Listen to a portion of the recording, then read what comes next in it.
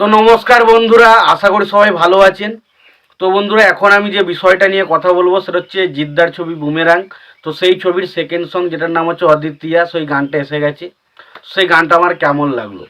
তো দেখুন, প্রথম এই যে এই ছবির যে প্রথম গানটা এসেছিলো সেই গানটা কিন্তু আমার একদমই ভালো লাগেনি, আমাকে একদমই ইন্টারেস্ট করতে পারিনি। একটা পার্টি সং আনা হয়েছিল, কিন্তু পার্টি সংটা কোথাও গিয়ে আমার কিন্তু একটু হলেও আনন্দ ফিল হয়নি। কিন্তু এই ছবির যে গানটা, দ্বিতীয় যে গানটা অদ্বিতীয়, এটা পুরোপুরি একটা ইমোশনাল গান এবং এটা পুরোপুরি একটা স্যাড সং বলা যেতে পারে এবং স্যাড সং কিং বলা যেতে পারে। এই গানটা যে গেয়েছে তাকে স্যাড সঙের কিং বলা যেতে পারে, তিনি হচ্ছে সোনু নিগম। তো সোনু নিগম একটা স্যাড সং গাইছেন এবং সেই গানটা শুনতে ভালো লাগবে না, এটা হতেই পারে না। তো সত্যি কথা বলতে গানটা দারুণ লাগছে, দারুণ।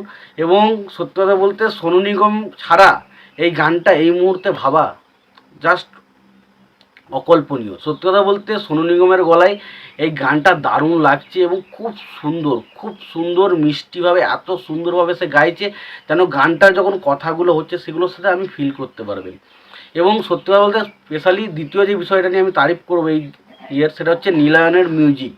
খুব সুন্দর, খুব ধীরে ধীরে মিউজিকটা দিয়েছে, যার ফলে মিউজিকটা খুব ক্যাচি লাগে এবং তার পাশাপাশি গানটাকেও শুনতে কিন্তু ফার্স্ট টাইম শুনেই কিন্তু গানটা আপনার ভালো লেগে যাবে।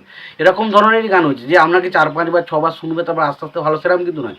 ফার্স্ট টাইমে যদি আপনি একবারই শোনেন সেটাই কিন্তু আপনার শুনে ভালো লেগে যাবে।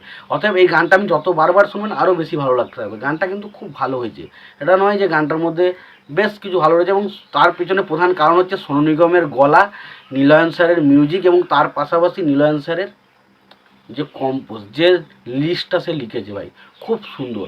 লিরিক্সটাও খুব ভালো, গানটাও খুব ভালো এবং সেটা দেখতেও খুব ভালো। এবং স্পেশালি এটা যেহেতু একটা ইমোশনাল গান এবং আমরা এখানে জানতে পেরেছি রুক্মিণীর সাথে জিতের, অর্থাৎ রুক্মিণী হচ্ছে একটা রোবট এবং সেখানে জিতের সাথে তার ভালোবাসা হচ্ছে।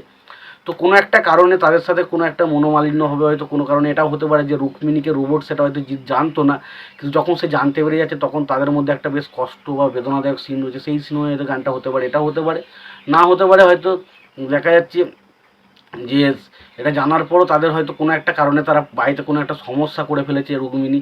তো সেইটার কারণে সে হয়তো বিরাট বড় একটা সমস্যার মধ্যে ফেস করছে, তখন হয়তো রুক্মিণীর সাথে তার হয়তো কোনো মত পার্থক্য হচ্ছে, ফলে তাদের সাথে যে একটা ঝামেলা হচ্ছে সেই সময় হয়তো এই জিনিসটা গানটা হতে পারে। তো স্পেশালি দুটো কারণ হতে পারে, একটা হচ্ছে রুক্মিণীর কারণে হয়তো জিতের বাড়িতে কোনো সমস্যা ধরে সেটাও হতে পারে, আবার নাও হতে পারে। এবং তাছাড়া পাশাপাশি এটা হতে পারে যে মানে আর কি জিৎ হয়তো জানতো না, জিৎ হয়তো রুক্মিণীর সাথে ভালোবাসা করবে কিন্তু হয়তো পরবর্তী সময় এমন একটা জায়গায় সে জড়িয়ে যাবে, হয়তো সে তাকে ছেড়ে যাইতে চাইবে কিন্তু সে যেহেতু একটু রোবট তাই তাকে হয়তো ছাড়তে পারবে না। তো সেই কারণে হয়তো তার যে একটা ভালোবাসা বা একটা আলাদা যে সেই জিনিসটা হয়তো ফিল হবে।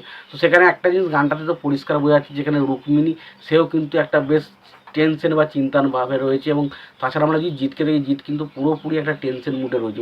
এগুলো বোঝাই যাচ্ছে যে তাদের কিছু না কিছু তো একটা হয়েছে সম্পর্কের মধ্যে, রুক্মিণী এবং জিতের মধ্যে কিছু না কিছু একটা হয়েছে, যার কারণে হয়তো তারা এই টেনশনটা করছে। তো সেটা দেখে বোঝা যাচ্ছে এবং গানটা এক কথায় বলতে গেলে খুব সুন্দর গান। অবশ্যই যারা যারা গানটা শোনেননি অবশ্যই রেকমেন্ড করবো গানটা শুনুন এবং এই গানটা হিট হবে একদম 100% গ্যারান্টি। তো দেখা যাক এই গানটা ছবিটার ক্ষেত্রে কতটা এফোর্ট নিয়ে আসতে পারে, সেটা দেখার মতো বিষয় হবে। তো এই গানটা আমার খুবই ভালো লেগেছে, তোমাদের কেমন কী লেগেছে তোমরা অবশ্যই কমেন্ট বক্সে কমেন্ট করে জানাতে পারো। তোমাদের যদি ভিডিওটি পছন্দ হয় অবশ্যই ভিডিওতে লাইক কমেন্ট শেয়ার করে দিও। চ্যানেলটা যদি নতুন হয়ে থাকে অবশ্যই চ্যানেল সাবস্ক্রাইব করে দিও, পাশে বেল আইকনটা অবশ্যই প্রেস করে দিও। ভালো থেকো, সুস্থ থেকো, দেখা হচ্ছে পরে।